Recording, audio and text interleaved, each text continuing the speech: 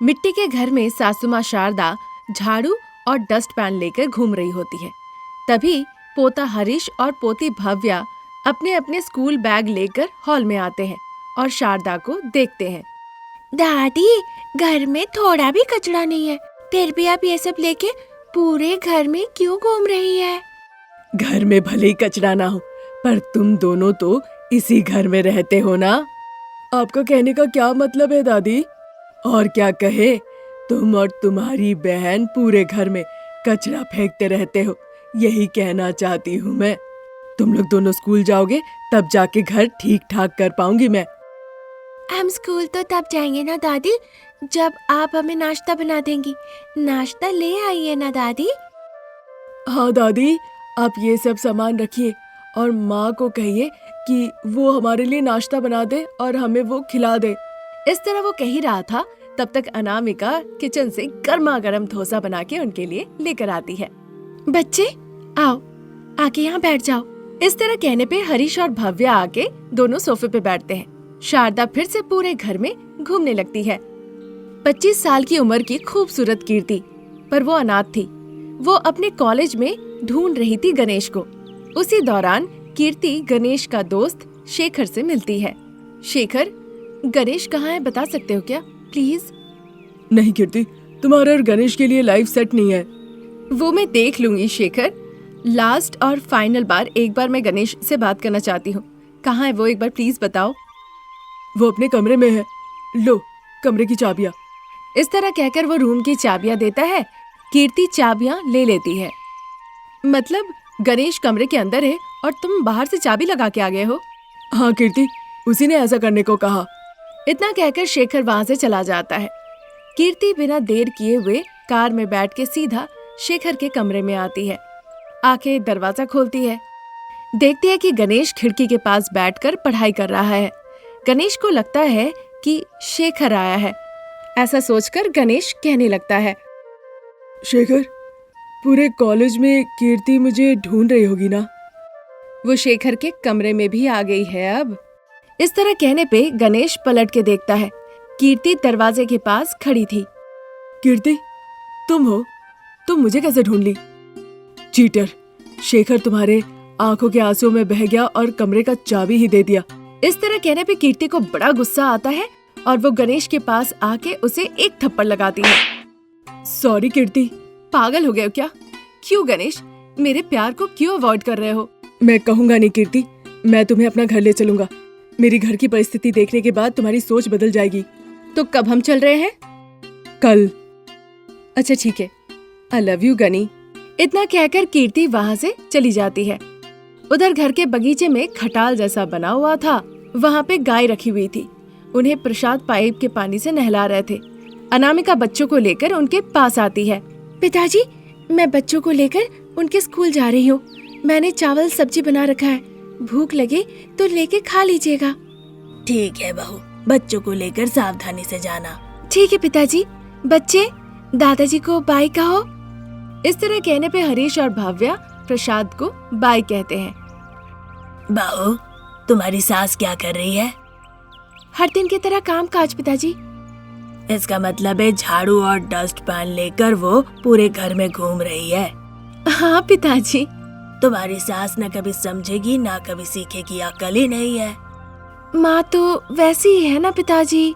इतना कहकर बच्चों को लेकर वहाँ से वो चली जाती है। उधर सूत का व्यापार करने वाला धनंजय के पास रमेश जाता है। क्या रमेश बाबू यहाँ पे? आपको तो अच्छे से पता है मैं यहाँ क्यों आया हूँ। क्या हुआ, फिर से पैसों की जरूरत पड़ी है? हाँ बाबू, शहर में मेरा छोटा भाई रहता है, उसे पैसे भेजने हैं। उसी के लिए 10,000 रुपए लगेंगे। इस तरह से वो कह ही रहा था, तभी गणेश अपने साथ कीर्ति को वहाँ ले आता है। उन दोनों को देखकर रमेश और धनंजय आश्चर्य रह जाते हैं। भैया, आप ये यहाँ पे? तुम्हारी पढ़ाई के लिए तुम्हारे भाई मुझसे उधार ले रहा है और तुम यहाँ पे ऐसे लड़की के साथ घूम रहे हो। देखिए, आप लोगों को गणेश के बारे में कुछ भी नहीं पता। भैया पहले घर चलिए, हम बाकी बात वहाँ पे जाके करेंगे। वहाँ पे वो 1 मिनट नहीं रुकना चाहती है। इस तरह कहने पे सभी लोग एक साथ घर की तरफ जाते हैं। उधर अनामिका अपने साथ बच्चों को स्कूल ले जाके छोड़ती है, फिर उन्हें बाय कहकर अपने घर लौट आती है। उधर घर पे शारदा, प्रसाद, रमेश, उसके साथ गणेश और कीर्ति सभी लोग बैठे हुए थे। अरे वो देखो, अब भाभी भी आ गई। इस तरह कहने पे अनामिका जाके रमेश के बगल में बैठ जाती है। माँ, पिताजी, इसका नाम कीर्ति है, ये मेरे साथ ही पढ़ती है और ये अनाथ है। वो ठीक है भाई, ये बताओ कि तुम उसे अपने साथ घर क्यों लेकर आए? आप लोग अभी तक नहीं समझे? ये दोनों कितने अच्छे लग रहे हैं ना। ऊपर से ये दोनों वहाँ से इतने दूर आए। आप लोगों को तो समझ जाना चाहिए कि ये गणेश से कितना प्यार करती है। ये सुनकर कीर्ति खुश हो जाती है। आके अनामिका से वो आशीर्वाद लेती है। दीदी, आप सुपर है। मेरी भाभी हर चीज में सुपर है। तुम्हें पता है कीर्ति, मेरी भाभी चिकन मोमोज बहुत ही कमाल का बनाती है। ये सुनकर कीर्ति खुश होके कहने लगती है, दीदी फिर मेरे लिए चिकन मोमोज एक बार बनाइए ना। ठीक है कीर्ति। माँ, पिताजी, गणेश और कीर्ति यहाँ पे आए हैं आप लोगों से अनुमति लेने के लिए। आप लोग इस बारे में क्या कहना चाहेंगे? तुमने स्वीकार कर लिया है तो इसमें हमें भी किसी तरह की कोई आपत्ति नहीं है बहू। अजी, जाके चिकन ले आइए। ठीक है अनामिका। इतना कहकर रमेश वहाँ से चला जाता है। गणेश कीर्ति को लेके घर के अंदर जाता है। अपने कमरे में बिस्तर के ऊपर बैठकर दोनों प्यार भरी बातचीत करने लगते हैं। रमेश जल्दी से चिकन लाके अनामिका को देता है। अनामिका बहुत ही मेहनत से चिकन मोमोज बनाती है। अनामिका, मैं बच्चों को स्कूल से ले आता हूँ। ठीक है जी। इतना कहकर रमेश वहाँ से चला जाता है। अनामिका किचन में चिकन मोमोज बनाने में लग जाती है। उधर कमरे में गणेश और कीर्ति बात कर रहे होते हैं। रमेश तब तक स्कूल से बच्चों को लेकर घर लौट आता है। अनामिका चिकन मोमोज बना के सभी को बुलाती है। सभी लोग आकर हॉल में बैठते हैं। अनामिका खुद का बनाया चिकन मोमोज सभी के प्लेट में परोस देती है। कीर्ति अनामिका के द्वारा बनाए हुए चिकन मोमोज बहुत खुशी से खाती है। दीदी, मैं सच कह रही हूँ, शहर में इस चिकन मोमोज का क्या डिमांड होगा। और ऊपर से अभी सर्दियों का मौसम है, अभी तो मोमोज का बहुत डिमांड होता है। इस तरह से कहने पर अनामिका भी इस बारे में सोचने लगती है। कीर्ति खुशी खुशी सभी के साथ समय गुजारती है और फिर शहर के लिए निकल जाती है। इसी तरह कुछ दिन निकल जाते हैं। फिर सर्दियों का मौसम शुरू होता है। चिकन मोमोज सेंटर शुरू करने के लिए रमेश और अनामिका दोनों ही सोच विचार करने लगते हैं। फिर एक दिन प्रसाद और शारदा जब बैठकर खाना खा रहे होते हैं। शारदा, अनामिका ने तुमसे कुछ कहा है क्या? किस विषय में जी? हाँ, एक गाय मैं बेचना चाहता हूँ इस बारे में। ये सुनते ही शारदा आश्चर्य होकर देखने लगती है। क्यों जी? यही शारदा कि बहू अनामिका शहर में एक चिकन मोमोज का सेंटर खोलना चाहती है, लेकिन वो कहीं से भी पैसों का इंतजाम नहीं कर पा रहे हैं, इसीलिए सोच रहा हूँ गाय बेच दूं। जब वो कह रहे थे, बाहर से रमेश और अनामिका उन्हें ये बात कहते हुए सुन लेते हैं। उन दोनों की आंखें भर आती हैं। दोनों उनके पास जाते हैं। नहीं पिताजी, गायों से आपका बहुत लगाव है, उन्हें मत बेचिए। हमने धनंजय जी से बात की है, वो हमें पैसे उधार देंगे। अनामिका की ये बात सुन के प्रसाद और शारदा बहुत खुश होते हैं। अगले दिन ही शहर में एक अच्छा सेंटर पॉइंट देखकर अनामिका चिकन मोमोज का ठेला शुरू कर देती है। सर्दियों का मौसम था, थोड़ी थोड़ी बारिश हो रही थी। अनामिका का चिकन मोमोज अब जबरदस्त बिकना शुरू हो जाता है। शारदा घर पे ही रहती थी और प्रसाद गायों का देखभाल किया करते थे। अनामिका चिकन मोमोज बनाकर बेचा करती थी और उसके बच्चे हरीश, भव्या, साथ ही साथ उसके पति रमेश उसे मदद किया करते थे। बच्चे, बर्फबारी हो रही है, आप लोग घर जाइए। दादी, डस्ट पैन और झाड़ू छोड़ के यहाँ आएंगी नहीं। दादाजी तो वैसे ही बीमार है। पिताजी अकेले में आपको कितना मदद करेंगे बताइए। इसीलिए मैं और भैया आपके साथ यही रहेंगे। बहन, तुम्हें ठंड लग रही है क्या? नहीं भैया। इतना कहकर बच्चे माँ अनामिका को उसके काम में मदद करने लगते हैं। इसी तरह कुछ दिन निकल जाते हैं। धीरे धीरे अनामिका का चिकन मोमोज उस इलाके में फेमस हो जाता है और वो बहुत अच्छे पैसे कमाने लगते हैं। फिर एक अच्छा शुभ मुहूर्त देखकर गणेश और कीर्ति की शादी करा दी जाती है। उसके बाद से कीर्ति इतनी पढ़ी लिखी होने के बावजूद अहंकार ना दिखाते हुए अनामिका को चिकन मोमोज बेचने में मदद करने लगती है। इसी के साथ अनामिका के द्वारा बनाए गए चिकन मोमोज का व्यापार देखते ही देखते 2 दुगनी 4 हो जाती है और उससे अनामिका और उसके पूरे परिवार को बहुत मुनाफा भी होता है। पूरा परिवार खुशी खुशी जीवन बिताने लगता है। तो ये थी आज की कहानी। नई कहानी लेकर जल्द हाजिर होंगे। नमस्कार। प्रसाद जाल लेकर आगे बढ़ रहे होते हैं और बड़ी सी टोकरी सर पे लेके शारदा उसके पीछे पीछे जा रही होती है। एक बड़े से तालाब के पास दोनों पहुंचते हैं और किनारे में खड़ी एक नाव पर प्रसाद चढ़ जाते हैं। शारदा, मैं बीच में जाकर मछलियाँ पकड़ता हूँ, तुम किनारे ही रहना। ठीक है जी, मैं यहीं पे रुकती हूँ, आप सावधानी से जाइए।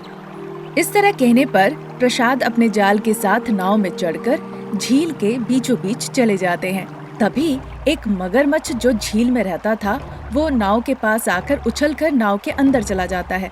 दूर खड़ी हुई शारदा को लगता है कि कोई बड़ी सी मछली है।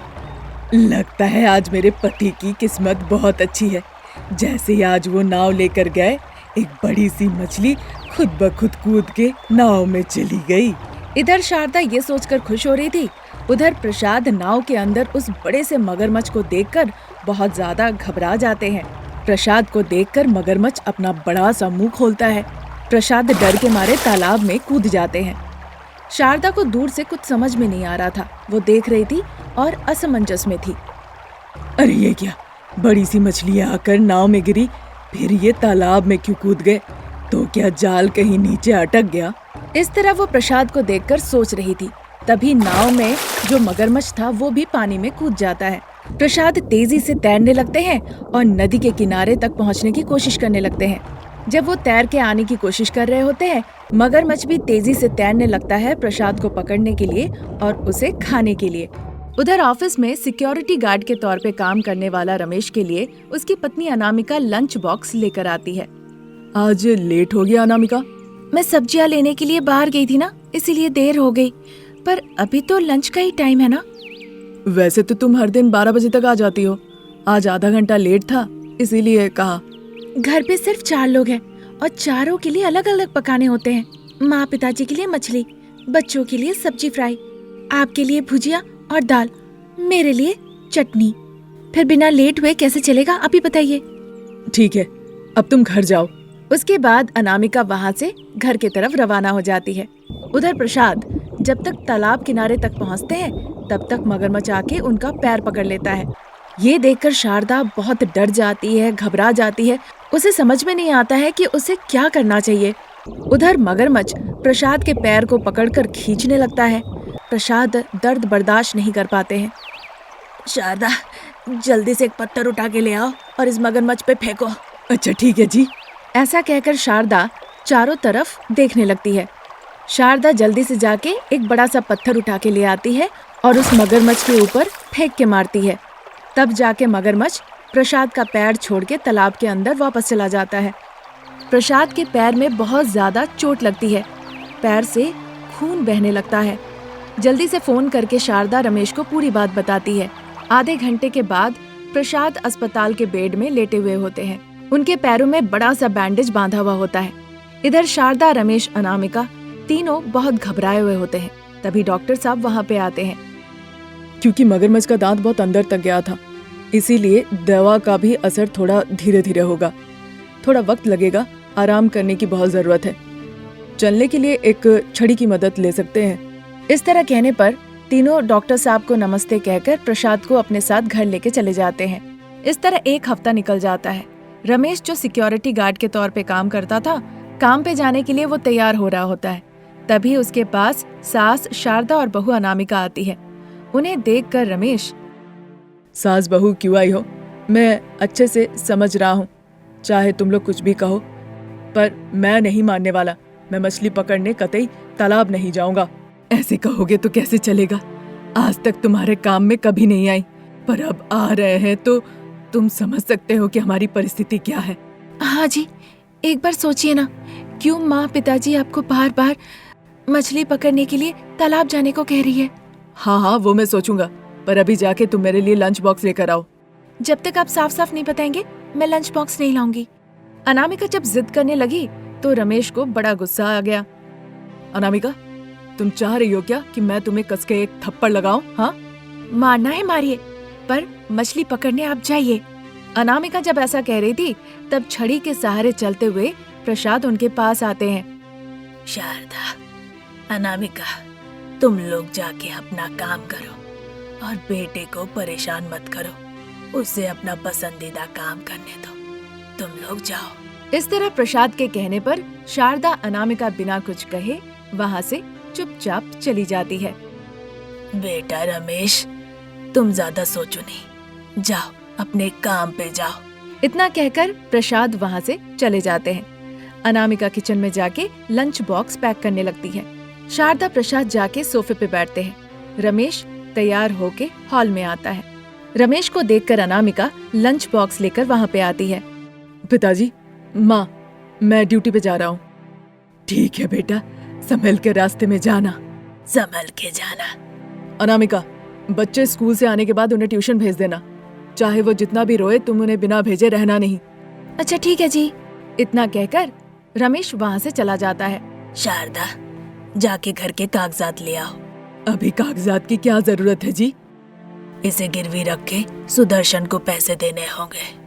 मछली के नीलामी के लिए हमने उससे पैसे उधार लिए थे। लगता है कुछ और दिन मछली नहीं पकड़ पाऊंगा। किसी और को घर दूंगा तो कम पैसे मिलेंगे। तो उधार चुकाने के लिए आप अपने घर को गिरवी रख देंगे? क्या कह रहे पिताजी? हाँ बहू, बेटा तो उधार की बातें ही नहीं कर रहा है। लगता है वो भूल गया है कि हमने ऑक्शन में ये तालाब लिया था। बेटा भले ही भूल जाए, पर मैं और बहू नहीं भूले हैं। उधार चुकाने के लिए हम मछली पकड़ के बेचेंगे। हाँ पिताजी, आप बिल्कुल निश्चिंत रहिए। नहीं बहू, तालाब के अंदर मगरमच्छ है। अगर वो पकड़ लिया तो बहुत मुश्किल है। डरिए मत पिताजी, मैं और माँ सावधानी से मछलियाँ पकड़ेंगे। इस तरह कहकर शारदा और अनामिका मछलियाँ पकड़ने लगती है। एक दिन एक कार में भूपति नाम का एक आदमी उनके पास आता है। बताइए साहब, हम क्या कर सकते हैं? रोज मुझे 5-6 केजी मछलियाँ चाहिए, दे सकती है क्या? जैसे ही उन्होंने कहा कि रोज 5-6 केजी की मछली की जरूरत है, सास बहू बहुत खुश हो जाती है। दे सकते हैं बाबू। बस पकड़ के मुझे दे दीजिए। जैसे आप मछलियाँ दे देंगी, मैं तुरंत आपको पैसे दे दूंगा। आप जाके गाड़ी में बैठिए बाबू, हम मछली लाके अभी आपको देते हैं। भूपति गाड़ी में जाके बैठते हैं और तालाब के इधर उधर देखने लगते हैं। तब तक सास बहू 5-6 केजी मछलियाँ पकड़ के उन्हें लाके देती है। भूपति तुरंत उन्हें पैसे दे देते हैं। उन पैसों को लेकर सास बहू खुशी खुशी घर लौटती है। प्रसाद को खुशी खुशी पैसे दिखाती है। देखकर प्रसाद भी बहुत खुश होते हैं। शारदा, ये पैसे कहाँ से मिले? एक बाबू गाड़ी लेके तालाब किनारे हमारे पास आए थे। उन्होंने कहा रोज 5-6 केजी मछलियाँ पकड़ के देने पे पैसे देंगे। उन्होंने ही दिया। अगर ऐसा हमेशा हो तो अच्छा ही होगा। ये बात सोचकर शारदा, प्रसाद, अनामिका तीनों बहुत खुश होते हैं। इसी तरह दिन निकल रहे थे। एक दिन भूपति गाड़ी लेकर तालाब किनारे आते हैं। शारदा तालाब में मछलियाँ पकड़ती है और उन मछलियों को अनामिका जाकर भूपति के गाड़ी में रख देती है। भूपति पैसे देकर वहाँ से चले जाते हैं। उसी दौरान 2 मछलियाँ गाड़ी से फिसल के नीचे गिर गई थी। वो उन्हें खुशी खुशी उठा लेती है। आज तो मछली कड़ी खाना ही होगा। इस तरह कह के सास बहू उन मछलियों को लेकर घर आती है। अनामिका मछलियों को अच्छे से साफ करती है, फिर उन्हें काटती है। तभी अचानक उसके पेट से पैसे निकलने लगते हैं। अनामिका आश्चर्य होकर दूसरी मछली को काटने लगती है। उस मछली से सोना निकलने लगता है। ये देखकर सास बहू दोनों ही आश्चर्य हो जाती है। मछली के पेट के अंदर सोना और पैसे आए कैसे?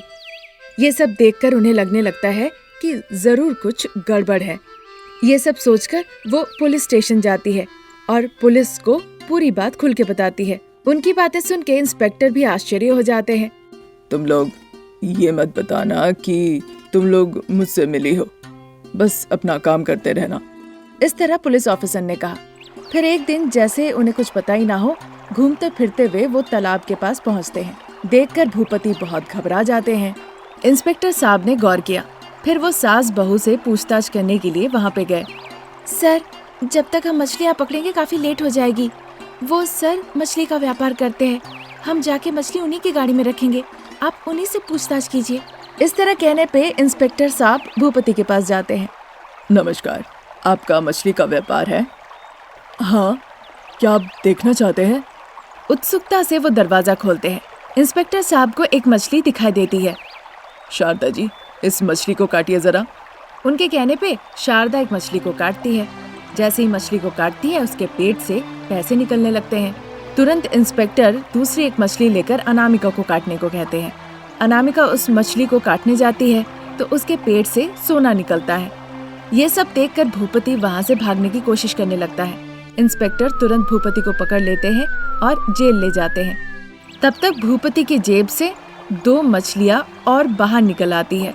वो मछलियों से स्मगलिंग कर रहा था और ये चीज सास बहू ने पकड़ लिया था। इस काम के लिए इंस्पेक्टर ने उन्हें धन्यवाद कहा। वहाँ से जाने के बाद सास बहू को जो 2 मछलियाँ मिली थी उन्हें वो काटती है। काटने के बाद एक के पेट से सोना और दूसरे के पेट से ढेर सारे पैसे मिलते हैं।